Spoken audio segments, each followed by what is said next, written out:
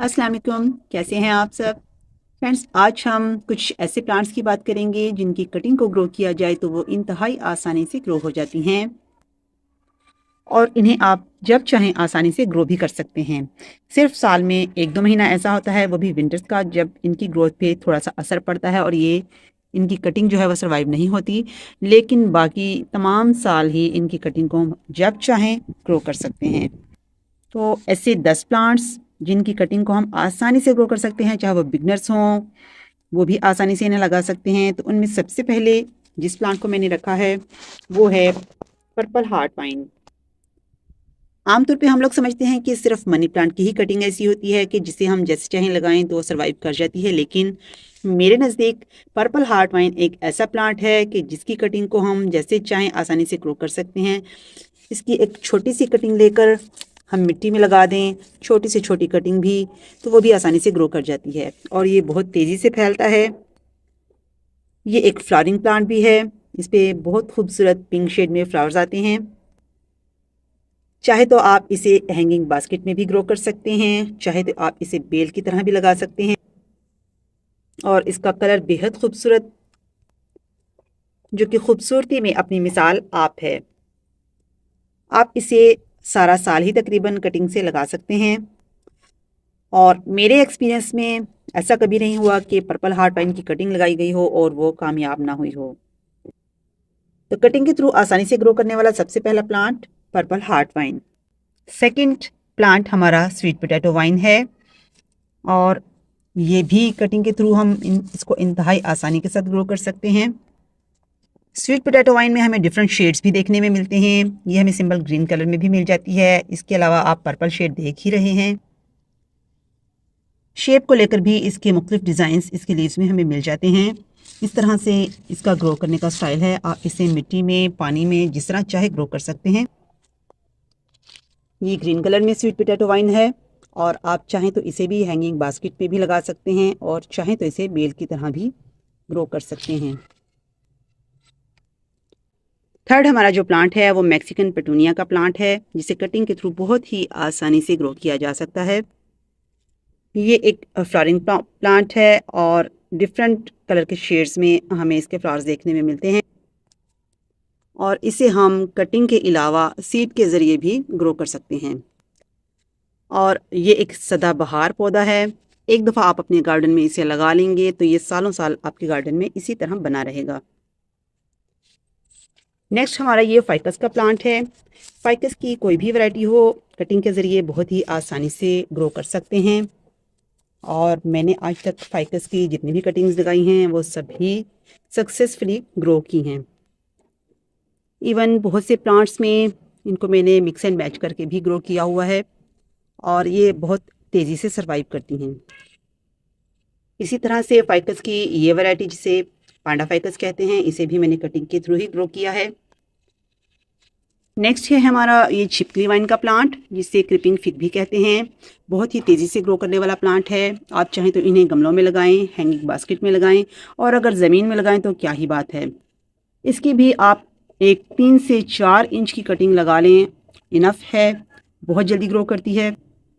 मैंने नर्सरी से इसका एक छोटा सा प्लांट लिया था, जिसमें से मैंने बहुत सारे प्लांट तैयार कर लिए हैं और अब इसकी जो ग्रोथ है वो देखने से ताल्लुक़ रखती है। बहुत ही खूबसूरत और एक ग्रीन लुक देने वाला प्लांट है। हमारा अगला पौधा है मनी प्लांट का, और मनी प्लांट के बारे में कौन नहीं जानता। ये एक बेलनुमा पौधा है जो तकरीबन हर दूसरे तीसरे घर में हमें देखने में मिलता है। मनी प्लांट को कटिंग के थ्रू ग्रो करना बेहद आसान है। इवन कि इसके हम सिंगल लीव को भी ग्रो कर सकते हैं। जस्ट उस सिंगल लीव के साथ इसकी एरियल रूट का होना बहुत ज़रूरी है। मनी प्लांट को भी आप चाहें तो पानी में भी ग्रो कर सकते हैं और चाहें तो मिट्टी में भी ग्रो कर सकते हैं और चाहें तो आप इसे हैंगिंग बास्केट में लगा सकते हैं, चाहे तो इस तरह से मोस स्टिक पर भी इसे ग्रो किया जाता है।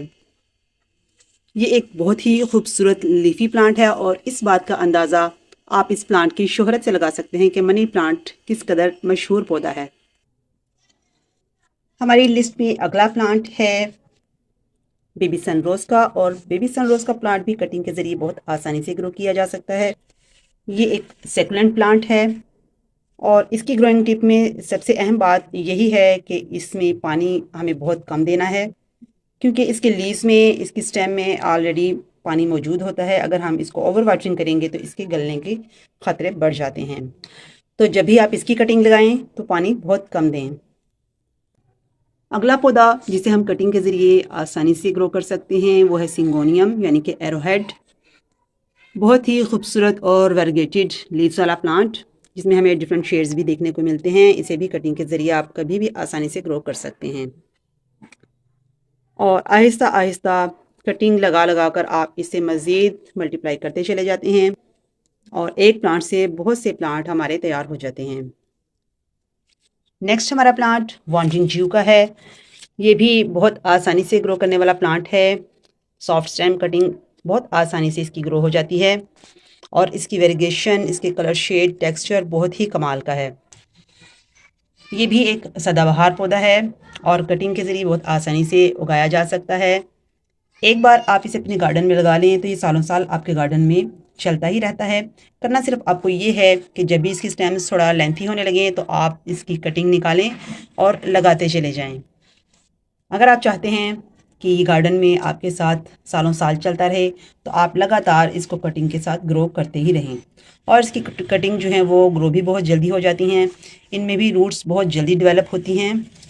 इवन के लीव्स के नोड एरिया के साथ इसकी रूट्स मौजूद होती हैं। जहाँ जहाँ भी ये पानी के टच में आती हैं इनमें रूट्स आना शुरू हो जाती हैं। हमारा अगला और आखिरी प्लांट है मोन्स्टेरा का प्लांट। बहुत ही खूबसूरत लीव्स वाला प्लांट। इसका लीफ का डिज़ाइन, इसकी कटिंग एरियाज़ बहुत ही खूबसूरत। इसके बड़े बड़े जंबो साइज़ के लीव्स देखकर ऐसा लगता नहीं कि हम इसको कटिंग से ग्रो कर सकते हैं, लेकिन ये मनी प्लांट ही की तरह बहुत ही आसानी से ग्रो होता है।